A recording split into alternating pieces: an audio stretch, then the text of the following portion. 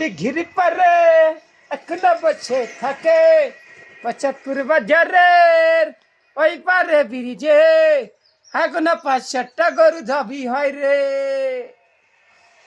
মঞ্জিল তলা বাজারে এখনো 30-35টা গরু দিনে জবি করে খাই বলে নওগাঁ গুস্ত হাটির মোড়ে। এখনো মঞ্জিল তলা বাজারে প্রতিদিন 30-35টা গরু জবি করে খাই বলে রে নওগাঁ পাঁচমাথাতে। এখনো বলে রে মোষ জবি করে আদম দিঘির পারে দুপচাচিয়াতে মোষ বাতান এলাকাত রে প্রতিদিন মোষ দাবি করে কত মোষ খায় আমার কেউ চিনে না রে।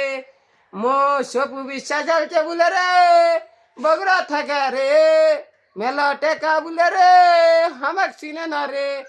সুপিয়ার বলে আর একটা ঠাকুরের বউ বলে রে খালি মাছ ভান্ডারি রানোয়ার